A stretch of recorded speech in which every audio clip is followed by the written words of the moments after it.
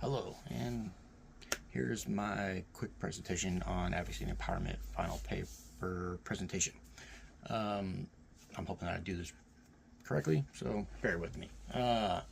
So the context, the goals, and the participants that I'm focusing on with the concept of empowerment of individuals and the goals of the aspect is I'm focusing on incarceration, mainly because I've worked within the justice involved drug treatment programs for a long time, and I currently work within a Department of Corrections facility, and everything that I've ever known in my life, I've been able to see a lot of change. And I've also have family that are Department of Corrections officers, and I did a paper not too long ago in another course that was on social policies, and I kind of gravitated towards this, and I learned something about what is called the Oregon Way within the Oregon Department of Corrections facility, and it was very interesting, and I got to talking about this with some individuals that I've made connections with within the Oregon Department of Corrections, and even recently I just had a talk with one of my uncles that works at Warner Creek Corrections Facility down in Lakeview, Oregon, and he was very familiar with the Oregon Way. It was something that was integrated from, well, actually, let me cite one piece here. It was from the American Journal of Public Health. The article is Roles of U.S.-Norway Exchange in Placing Health and Well-Being at the Center of U.S. Prison Reform. In the article, there's a piece that I read. I talked about until the 1960s, U.S. correctional facilities really subscribed to this ideal of reform, and then in the 70s, mass incarceration became a very big thing, and the war on drugs and so on. And although I don't know what prisons, and I'm guessing prisons weren't the greatest things even back then, and human rights are not a very valued thing, right? And it almost says it within some of our bills, right? But at the very beginning of the article, it says living and working conditions in many U.S. correctional facilities are damaging to the health of incarcerated people and correctional staff. In response, experts have called for an effort to improve the health of incarcerated people, and correctional systems have invested in officer wellness programs. Now,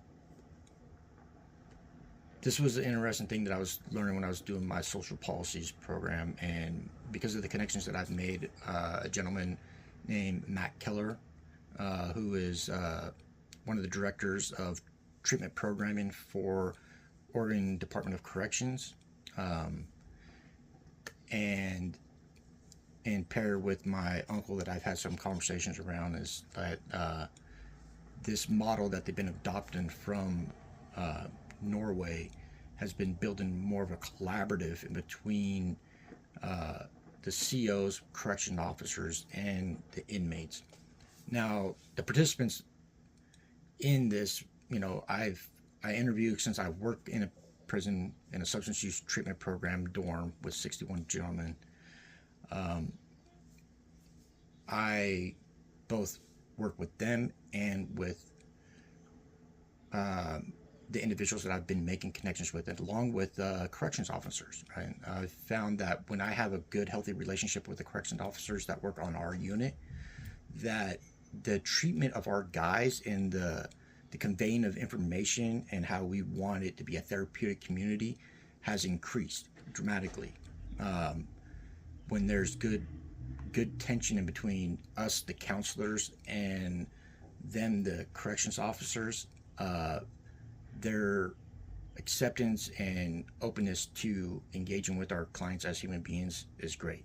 Now, one of the things that I really noticed when I came to work in this facility at first is that only a minimal security, granted that, is that I'd say almost half of the corrections officers really were not what I was expecting of corrections officers from what I've grown up with.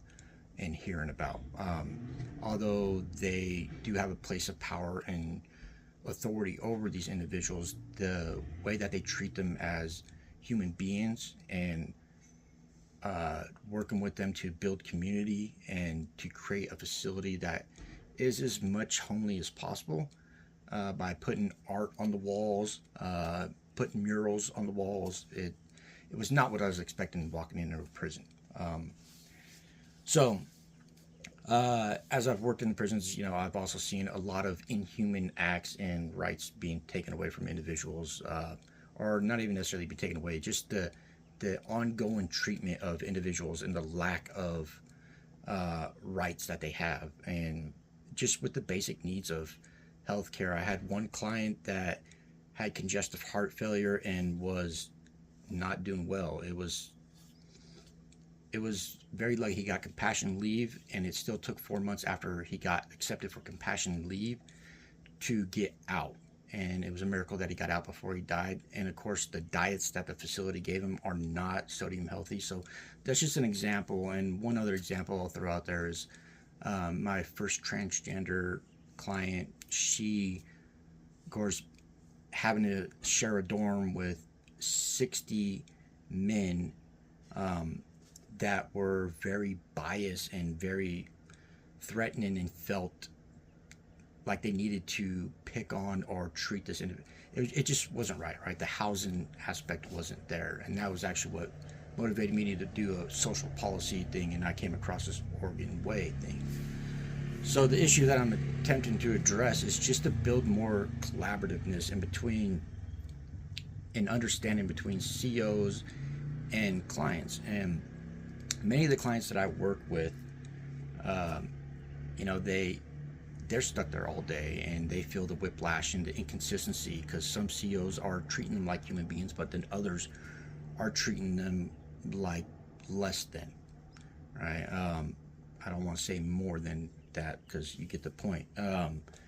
And it becomes this torment for them, right? Because they can do these certain things, but then when depending on the rotation of COs, it can be harmful to them, right? And some individuals come into places of power that they shouldn't be. But so I talk with the clients, and I tell them, you too can get into a position where you can advocate for. Like, I myself am an individual that had felonies, that comes from drug addiction and all that, and I've earned degrees. I'm going to school.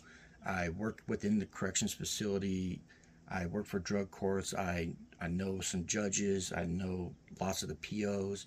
I know a lot of people that are actually a part of the change. And being able to have conversations and see how they advocate, and being able to be in the middle of it to make change is awesome. But it also is very hard, because there's many things that I'm powerless against and that I have no. But I do have a voice in a place where many people like myself, with a background like myself and a background like my clients, don't believe they can ever be in. And so I always tell them, like, you have the power to find a position. You might not get the same kind of position, or you might get a more powerful position. There are people that don't have degrees that are in greater places of authority within the Oregon Health administrations. So to go back, as I was talking with my uncle the other day, he trains new incoming COs, and he was telling me about he's very big on the Oregon Way, and how they're gonna do another visit over to Norway into their prison systems, and they're gonna select some Oregon heads of corrections to go over there, and he's excited to do this in a couple of years, to go over there and see.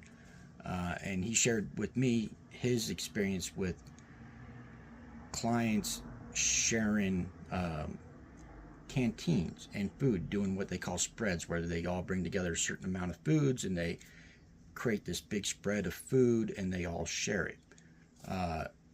And this is not allowed within corrections facility, but his strong belief is that we're taking individuals and we want them to become pro-social.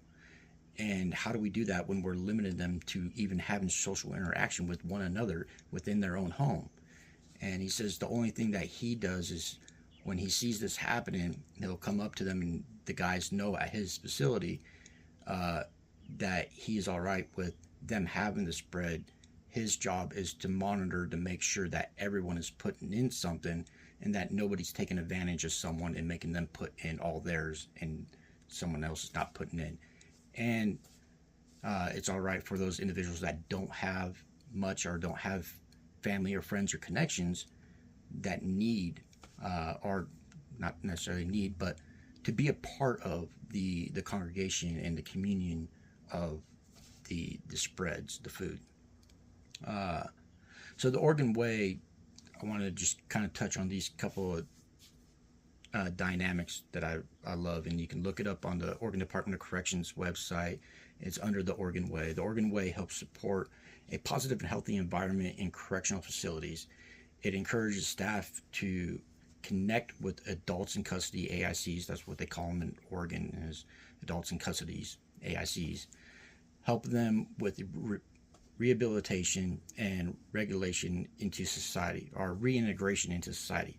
By using innovative ideals and improving conditions, it aims to benefit both staff and ACs. Now, what they found in this study and what they've been noticing even with within the couple of years that this well, I guess it's now been like about 6-7 years that it's been going on,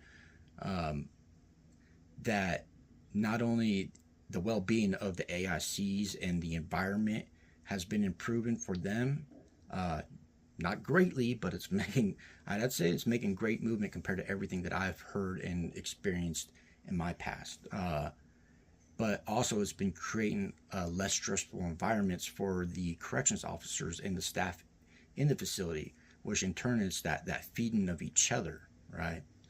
And as I was saying, you know, talking with like people like my uncle who trains COs, corrections officers, and working, you know, having a connection with the director that is developing all the new treatment programs for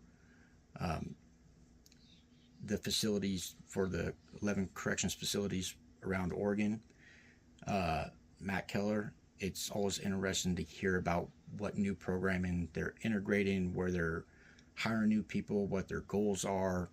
You know, when I was talking to Keller, he was not sure that this Warner Creek was going to be opening up a treatment center, and my uncle was saying that they are actually really looking forward to opening up a treatment, and they're in the mix of building a outside barracks area for treatment engagement. One thing I love is that he mentioned that they started a program and they had up to 6 AICs going out to the sawmill in this little town and going to work at the sawmill, and then coming back at the end of the day until, which he mentioned, they knew it was going to happen, but one of the AICs ran away and escaped. He did get caught, but that held back, and it shut that program down for a short moment, but it's reintegrated, right? And I love it. You know, he's a testament, and he's mentioned, and even all the COs that I work with talk about when they can have human to human connection with the clients in their, or I'm sorry for using clients, they're my clients, they're AICs, that the programs, the work environment is so much more nicer to come to. Being able to joke around and connect with people, and when there's that rapport, just like I always mention with counseling, that, you know, 80% of counseling is about that rapport piece, and that's, you know, something that a lot of COs that I've been recognizing are learning. Now, there are still quite a few COs that are stuck in that old way of thinking, of punishment and degrading and all that harmful ways. But having people like myself and having clients speak up, I always tell them, like, your words might not seem like they're being heard, but people like me, people like in my field, and the COs that really do care are speaking up on your behalf. You might not see the changes now, but changes are happening, right? It's not like it used to be 10, 20, 30 years ago. So moving on, in the Oregon Way, part of it talks about the dynamic security static securities and organizational securities. Dynamic securities is about regular, respectful communication between staff and AICs. This approach promotes safety and rehabilitation by encouraging staff to monitor behavior and solve problems together. So working as a collab, right? Building that rapport. AICs grow personally and adjust to change in the facility. And one thing that I've noticed that the AICs get a little bit of say on the changes and what they want to do and create. Like I just watched a bunch of AICs in their gardening program at our facility, Columbia Corrections Facility, get to be a part of the creation and development and making and structuring and building of a pond and bridge that now has koi fish in it and a waterfall. Like the AIC's got to design that and make it come to life. And now it's a beautiful little park. I go out to it for break every day. And I really love that part, right, is engaging communication. I'm a big advocate on communication skills and conflict resolution. I think active listening and proper communication is key to so much in life. The static security is like, the official measures such as cameras and light securities, things like that, fencing around the facility. And then organizational involves the rules and the policies and so forth, right? Now they have other positions within this organ role that they're talking about, like having the mentors and the resource activity teams and the isolation teams, where individuals are working more closely for the AICs that need a little bit more attention, that are more isolated or maybe more at risk, which is kind of like what our substance use program does in a way, right? Like we're there to work with clients that have a problem with substance use and mental health crises, and helping them come outside of that isolation and adversities that they've known their whole life. So, I'm pretty passionate about this, and if I was to think about how the outcomes and how my process has been going about this, is that I can't really say that I've made much change. I know that I'd say, I don't know, a low number, maybe 5 to 10% of the clients that I've worked with over the last 2 years have really changed their outlook on the justice system and the process and what they can do. I think the number is actually much bigger. I think maybe 25% of my clients that I've worked with have really stepped up and are being a part of the change and integrating themselves into the process and making the change from within the confines that are causing these oppressions. And also by building these connections with the COs that I work with, and having family that is a part of it, and being able to hear how they train, and having connections with the directors and someone that works in the social work field just like I do, and ongoing connections with these individuals, it's always going to be an improvement. And it's a slow, very, very slow process, but I feel like change is happening. I've seen change happen just in my short 2 years of working in the facility. And if I could think about anything that I would do different, I think I would have got myself more involved with the superintendent of the facility, and maybe it's hard to say. It's like, because there's so many things that could have done different or could do different and will try different, and so many mistakes I'm going to make along the way. I guess the thing is to make